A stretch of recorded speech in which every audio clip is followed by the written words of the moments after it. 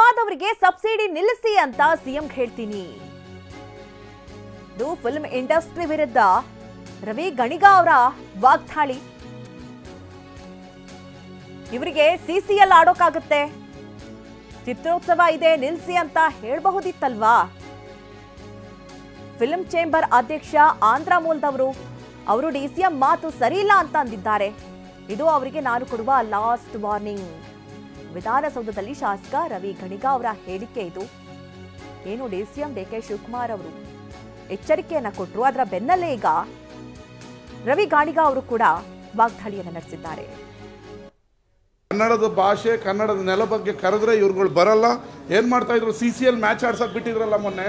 ಏನ್ ಮಾಡ್ತಿದ್ರು ಚಲನಚಿತ್ರ ವಾಣಿಜ್ಯ ಮಂಡಳಿಯವರು?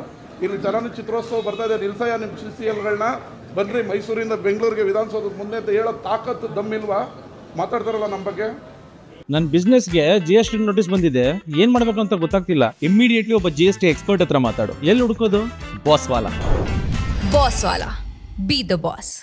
ಬಾಯಿ ಮುಚ್ಕೊಂಡಿರೋ ಕೇಳಿ ನಿಮ್ಮ ವಾಣಿಜ್ಯ ಮಂಡಳಿ ಅಧ್ಯಕ್ಷನ. ಲಾಸ್ಟ್ ವಾರ್ನಿಂಗ್ ಡಿಕೆ ಶಿವಕುಮಾರ್ ಅವರೆಲ್ಲ ಕೊಟ್ಟಿರೋದು.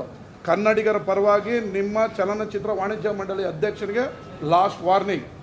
ಮುಖ್ಯಮಂತ್ರಿಗಳಿಗೆ ಉಪಮುಖ್ಯಮಂತ್ರಿಗಳಿಗೆ ಪತ್ರ ಬರೀತೀನಿ. ಇವರು ಸಬ್ಸಿಡಿ ಏನು ಸಿನಿಮಾ ರಂಗಕ್ಕೆ ಕೊಡ್ತಾ ಇದ್ದೀವಿ, ಆ ಸಬ್ಸಿಡಿ ಅದನ್ನು ಪರಾಮರ್ಶಿಸಬೇಕು. ನರಸಿಂಹಲು ಆಂಧ್ರದಿಂದ ಬಂದಿರೋ ವ್ಯಕ್ತಿ ಡಿಕೆ ಶಿವಕುಮಾರ್ ಅವರು ರಾಜಕೀಯ ದರ್ಪದಿಂದ ಮಾತಾಡ್ತಾರೆ ಅಂತ. ದುಡ್ಡಿನ ದುರಾಂಕಾರ.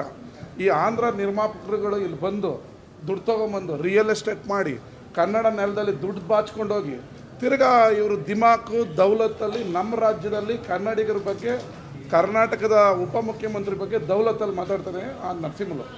ಅವನಿಗೆ ಇಲ್ಲಿ ಚಲನಚಿತ್ರ ವಾಣಿಜ್ಯ ಮಂಡಳಿ ಕೊಟ್ಟಿರೋದೇ ದೊಡ್ಡ ವಿಚಾರ. ಇವರೆಲ್ಲ ಪರಭಾಷೆಯಿಂದ ಬಂದು ಇಲ್ಲಿ ಒಂದೆರಡು ಸಿನಿಮಾ ತೆಗೆದು ಈ ದುಡ್ಡನ್ನು ದೋಚ್ಕೊಂಡು ನಮ್ಮ ಬಗ್ಗೆನೇ ಮಾತಾಡ್ತಾರಲ್ಲ. ಮತ್ತು ಇವ್ರಿಗೆ ಬುದ್ಧಿ ಕಲಿಸ್ಬೇಕಾ ಬೇಡವಾ? ಯಾವ ರಾಜಕೀಯ ದೌಲತ್ತಿಂದ ಮಾತಾಡೋದು?